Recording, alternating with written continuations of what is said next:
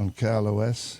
That was the Cult track called Love, because there's no explanation why we played that one. We'd probably be playing a bunch more, lovey-dovey songs for Valentine's Day.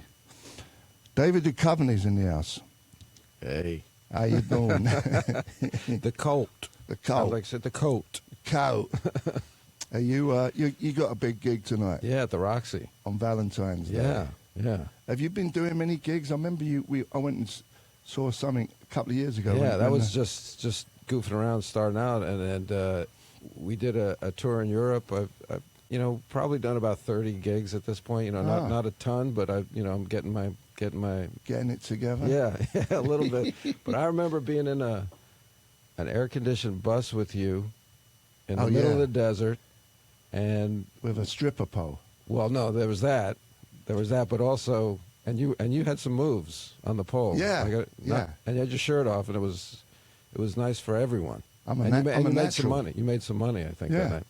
But no, we were goofing around in the trailer, and there was Tim Minchin was there. He's a musician. You're a musician, and I was trying to play, I think, "Don't Dream It's Over" by Crowded House, and you taught me the D sus chord. Oh, I did? Yeah. Oh wow. Yeah. I forgot. Yeah. So you play guitar? A little bit. I play a D sus. You got that? That's down? all you need, really. A few others. Are you playing guitar tonight, or I might. Sometimes I come out and do an encore, a Tom Petty cover that I play alone. I might do that. Yeah. But if I don't do that, then I don't play guitar. I just lean on the mic and do some ridiculous rock and rolls. Some moves. I call them moves. Man, it's so funny because when I was on Californication with you, and when I first came into it, I didn't know what was going on. Right. And had you ever acted before? I did a couple of things. That was definitely the most I've done as far as acting goes. Right. Many times in a row. Right. And I was so nervous, man. The first scene, I don't know if you remember. You were the bodyguard. You were at the funeral. At the exactly. The first one, exactly. Yeah. Was there was another time as well. In a minute, I'll tell you. But that one, it was a lunch break, and I was wandering around. And it was a cemetery, wasn't it? Yeah. Hollywood Forever. Yeah. And I kept going over my lines and lines, and I was terrified that it was going to be with you and the girl Maggie. Yeah. And Maggie Grace. Man, it was like I'd rather have been dead. Yeah. At that point. Yeah. No, I understand that kind of fear. It's terrible. But you were great. You were great from the beginning. Thank you. Kroll. But you when we was getting into it and doing the the scene on the Air Force One. Right. On the plane crash with Tim episode. Minchin. Yeah. And you'd come in and I'd watch you and you just you'd be like, okay, I got it, and you'd just do it. I'm like, how does this guy do this? Right. Do you go do you spend a lot of time, or you were just so used to doing it? No, I would like to stay like a week ahead or an episode ahead if I could. So I had this theory that I would put some stuff in like midterm memory as opposed to the short-term memory. So if I could get to it a week before I had to do it, I would try and memorize it as best I could, and then I would look at it on the day, and it would have some kind of a history with me. Yeah. I didn't like just looking at it and going. Yeah. I like to make you think that I was doing right. that. Well, you definitely did. You made me feel like, how does this guy do this? He just looks at it once and he's got it. Right. Well, I was remembering it from having looked at it before. Yeah. I mean, I'm sure there were some days where you get to work and I wasn't ready. I hadn't had the time to do it. So, but I don't really like to work that way. Yeah, and the one other scene while we're talking about this was when I had a scene with you in the Air Force One, and it was a long scene. You were skeptical of me, right? You didn't like me being around. Well, the character, yeah. But it was a long scene where the scene went on for about 3 minutes, and I was the last bit. I'm like hiding behind a curtain, and I had to come to you at the last and to have this line, and man, I couldn't get it straight. I'm looking at you, and I was like, oh man, I'm too nervous. I had too much coffee.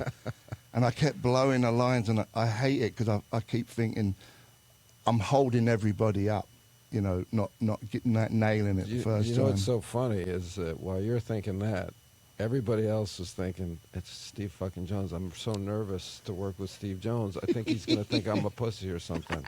It's true. And you're nervous for us, and we're all thinking, it's Steve Jones. I hope he thinks I'm a cool guy. You know? We had to dump out one of those words, so. Oh, sorry. People lost a little of the story. I hope he doesn't think I'm a chump. So funny, man. So listen, are you still acting though, right? Mm-hmm. Yeah, I did Aquarius the last couple of years, and The TV show. yeah, a TV show, and we did 2 years of that. And I'm kind of looking for the next one right now, trying to develop a couple things. So the music thing, you're just doing it for fun, or you really dig it? Both. You must like Both. it. I love it. Yeah. I love it. I mean, did you like acting ultimately? Did you enjoy doing it? Yeah, it's like reverse, right? You started out doing music. I started out doing the acting. Yeah, no, it's definitely a challenge, and it's something I like doing. Right, but I would say like the performing aspect of it, there's something similar about it. I mean, you at first, what you're dealing with are just like the fear and the nerves, but once you start to relax a little bit, then it's just like an energy that you get. So it's similar to performing live music in that at first I was very fearful, but now I just feel it like it's a high point. Yeah. You know, it's like an energy point. Yeah, no, it's great. Acting for me is great, you know. So I'm sure it's the same for you. Yeah. On the other side, doing the music. You're playing tonight at the Roxy. Yeah. What time do you go on? Do you know? Go on a little after 9. There's a Keaton Simons is playing before us. I don't know if you met Keaton when we were doing the show. Oh yeah, the curly head kid. Yes. Yeah. Yeah. I remember him. Yeah. And I remember seeing your guitar that you brought around when we played. Did you play at the Greek when we played? Yeah. You did. Yeah, and I did some fluffing as well in between. I don't know what that means. You know. I don't know what that means. Well, in between the scenes, there was a crowd in there. Yeah. And so we had to keep entertained. So it was someone's bright idea in between doing scenes for me to play some music. Oh, I remember to you did like a real straight ahead bluesy number. Yeah, just goofing around. Yeah. That's called fluffing, I think. Well, fluffing is different in some other. In porn, it's definitely different. Yeah. You know, that's someone who I just makes I wanted you to be able to be clear, so nobody got the wrong idea. Yeah, that was a trip, man. Oh, well, what was his name? Manson. How did you know? I was going to say You his said name. Trip. It was funny watching them scenes. He came up with a different line every time. Yeah. And it was interesting watching him perform too. He's like a performance artist, that guy. Yeah. That's the thing. That's one of the interesting things about playing music is it's you and it's not you up there. People assume that it's you. Yeah. But I'm sure, especially with the Sex Pistols, you were already acting. I mean, you were playing. Yeah. You're kind of playing a role. Yeah. Right? I'm playing a role with the other guys in the band, yeah. Right. I have to behave myself and kiss ass in order for the boat to keep rolling, yeah. Oh, okay. You know. But I mean on stage. Later on, I'm talking about, not originally. Right. Yeah, you kind of, I don't know about Sex Pistols. I'm pretty much doing my thing when I'm on stage or off stage. Right. I kind of wear the same clothes. It's not like I'm putting on a Kiss outfit or nothing. Right. But it's all the same, man. Rock and roll's all the same. How long had you been playing guitar when you started gigging around? Not long. Right. 3 months. Literally. 3 months before our first show. But see, that's to me that's amazing. But that's why it sounded the way it and the sounded. energy that you had. Yeah. Because you're just trying to figure it out. Yeah, up there in front of people. Yeah. Technically, it wasn't the best, but why did you pick it up at that point? I got slung over. I was singing at first. Oh. The band was called QT Jones and the Sex Pistols. Oh. And we had another guitar player. And how'd you come up with that name? The manager came up with that Right. name, Malcolm McLaren, and it wasn't working. The guitar You didn't know player. you were going to get interviewed today, did you? No, but it's good. It's good. We got rid of the guitar player because he was ugly. So we got this other guy. They put me on guitar instead. And then we auditioned. I'm glad the music was He's dead. the important thing. He's dead, by the way. Oh. But the reason I've said this a million times, but the reason I played after 3 months, I did a lot of speed drugs. The drug, yeah. You know, black beauties. Did they have black beauties in America? Yeah. Little black pills? I'm saying yes. I've heard of them. That in itself made me play guitar. I wouldn't have had the attention I don't span. know if that's the message you want to send to the kids today. I know. The kids with the guitar. If you want to become a great guitar player, Don't do speed.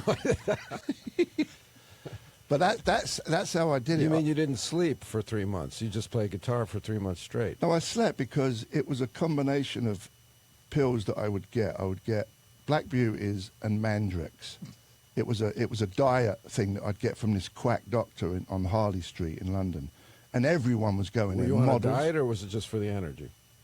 It was just to get high, really. Right. But everyone used to go to this quack. Everyone, models, other musicians. So like Dr. Robert in the Beatles song? Yeah, exactly. Yeah. He was just a Dr. Feelgood. Right. I'd go into his office sometime, and he'd be asleep on the desk. And he'd just write a script. There you go, 40 pounds, and that was it. Right. But without that, I definitely wouldn't have learned as quick as I did in 3 months. That attention span, you know, to just. And I didn't have a songbook. I just would play certain albums and just play over and over and over again. Because Right. I don't know if you've ever done speed, but it gives you that. Well, also, you didn't have access to so many albums back then. No. Right? You probably just had a handful. Yeah, the three main What were albums. you listening to? New York Dolls' first album, Right. Iggy Pop album, two of his albums, and the Faces, Rod Stewart and the Faces. Well, that was a good band. Yeah, they were a great band. Open to Ideas, you know that song? No. Open to Ideas? No, It's a good song. the Faces. Yeah. What album's that on? I don't know. You've caught me out. Yeah. I was like a huge fan. Can You play sure it? that's the Can right you band? play it? I don't think It might be the anyone's. Small Faces. It's probably the Small Faces. No, it's pretty much the same thing. Not really, because you know Steve Marriott, who was a fantastic singer. He, you know, when Well, Rod Stewart definitely singing the song that I'm thinking of. I bet he ain't. How much you want to bet? $100? Do Can we play it? you want to put 100 on it? Yeah. What's it called? Open to Ideas. Man, It's a beautiful song. Good for Valentine's Day, too. is it? Yeah, sure. Why not? Should we play some music until we find out what you got there, Shovel? Yeah, well, we're going to qualify somebody right now for the $1,000 drop that happens Friday morning at 8 a.m. So we're going to take caller 25 at 800-955-KLOS. All right, that's it. Yeah. Let's play some music and come back and see who won $100. Let's play Queen, Crazy Little Thing Called Love. We're here with David Duchovny, Jonesy's Jukebox, KLOS.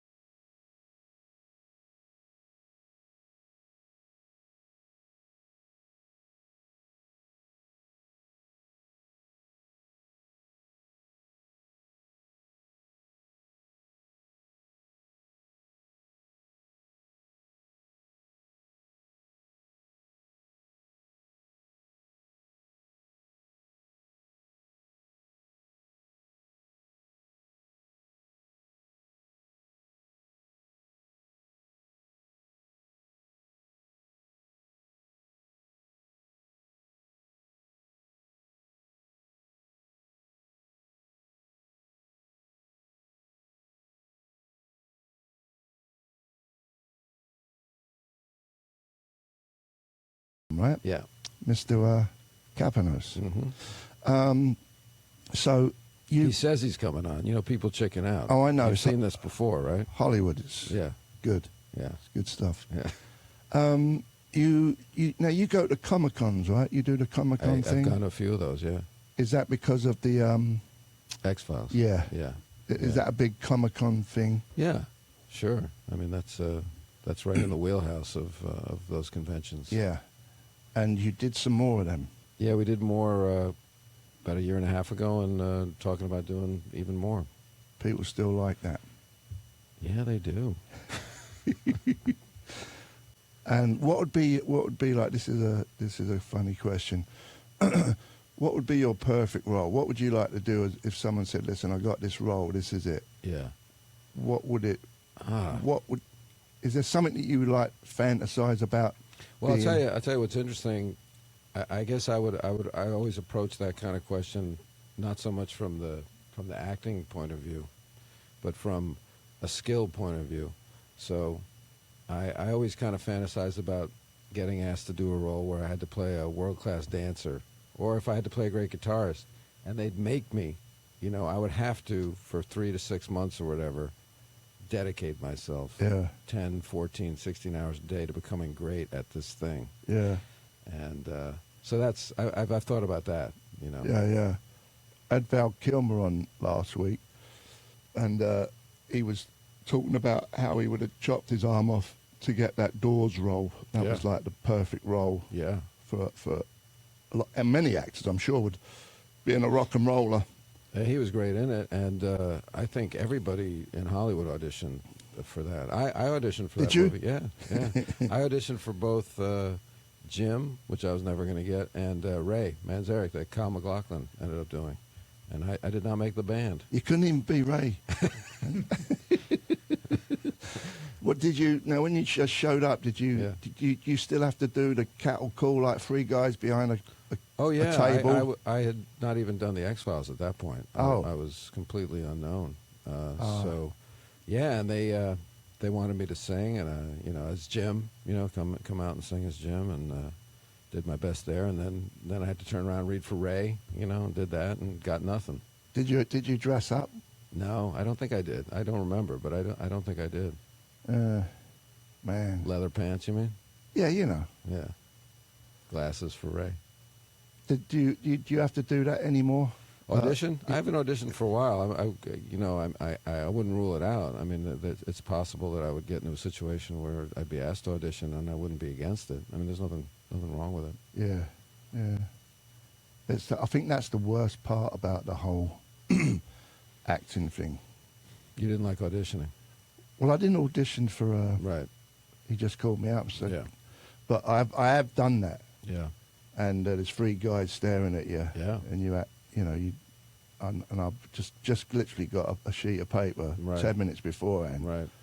And hence I never got anything from that. Well, I can put you at ease about that. I mean, first of all, most roles are won and lost just when you walk in the door, because people get a sense of either you're right or you're wrong. It doesn't matter if you're the best actor on the planet. If you're not right, you're not right. Yeah.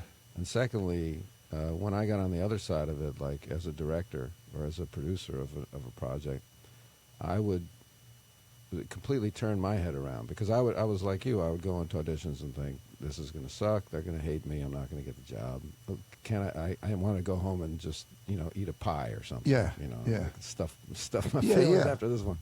So what happened was when you're directing or when you're there on the other side, you really want everybody to be great, because you want to cast the role. Yeah. It's like I would go in thinking they want me to suck. Yeah. They want to laugh at me. Yeah. They want to reject me. But no, the opposite is true. They want you to be great because they want their job to be done. They want to stop looking. Yeah. So that kind of turned me around with auditioning. So it's literally the way you look then when you walk in, if you have the right vibe. Yeah.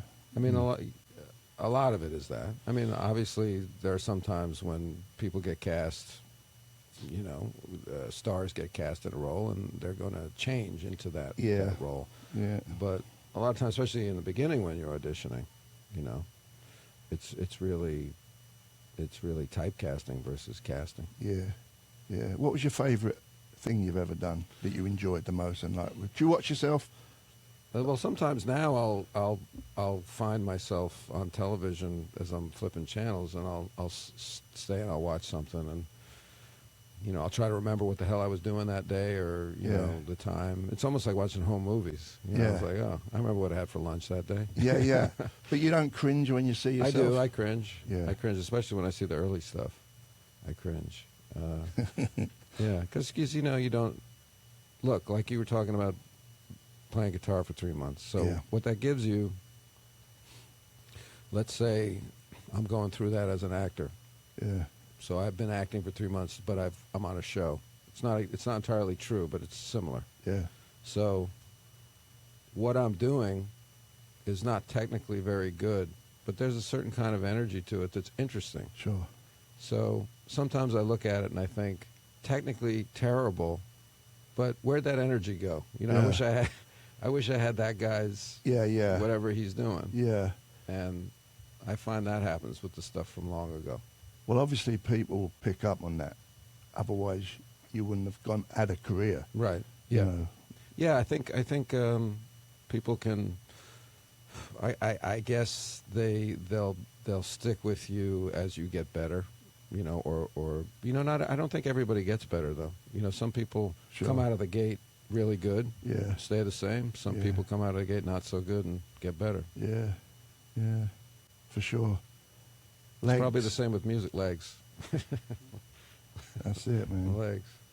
Because, I mean, I'm not no disrespect to Keanu Reeves. I mean, he's not the best actor, but he has something. You know, acting's not quantifiable, right? What he does is obviously. You think it's an energy that comes out? What Keanu does is acting, and it's hugely successful. Yeah. So he's a really good actor. Yeah. So, but you know, people talk like acting is not impersonating a character that is in real life. That's imitation. Yeah. Like there are a lot of actors that do that better than other actors. Yeah. But there's all different kinds of acting. Like what's his name? He was in Deer Hunter. You know, everyone does him. De Niro. No. The blonde. Christopher Walken. Yeah, Christopher Walken. Right. Like his style. Yeah.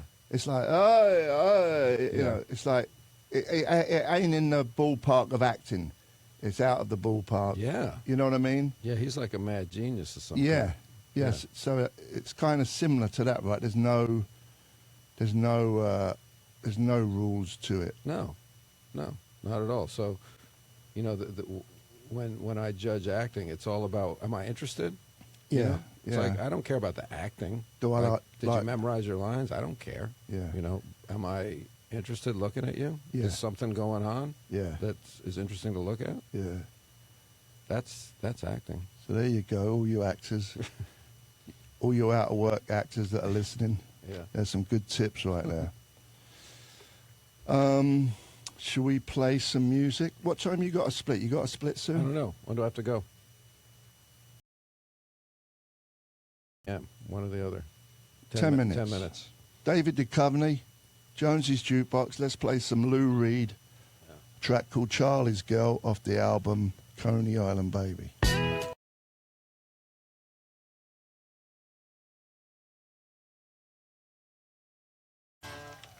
You're listening to Jonesy's Jukebox on KLOS. That was Johnny Thunders, Can't Put Your Arm Around a Memory. And we started off with Lou Reed, Charlie's Girl. And David Duchovny is my guest, who's going to split soon. He's got a big gig tonight at the Roxy. It goes on about 9 o'clock. Mm-hmm. I'm definitely coming down. Come on down. And how do we get your albums? Well, that's a good question. You can get it anywhere now, but does it have an audio glitch? Is that what I'm saying? Or it doesn't have an audio glitch? It was taken down temporarily. iTunes, Spotify, by next Wednesday, everywhere. Next Wednesday. There was a glitch on what song?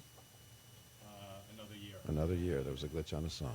Do you call yourself David Duchovny, or have you come up with a... I came up with a name for the band, and the name for the band is David Duchovny. That's good. Yeah. I don't know where, it's just, I dreamed it. Yeah. Yeah. I can see. It came to me in a vision. You didn't want to have any, like, stage names? I think maybe at some point, you know, we'll get there. Like Vince Valiant or something? I like that. I'll put it in the hat. David, thanks for coming down. Kroll. Go see Kroll. The Crawler. Hopefully, Kroll will be back one day. I would like nothing better. Is there any is that done? Californication. I think it's done as a series. Tom and I will talk sometimes. But hey, let's make a movie. You know, let's do it. Let's do a 2-hour version of the show. That would be great. Yeah, I'm down. you are in. You are in. David Duchovny, ladies and gentlemen, he's playing tonight at the Roxy. Valentine's Day goes on about 9 o'clock. Let's play some Rolling Stones. This was his pick. Waiting on a Friend. Take it away, son.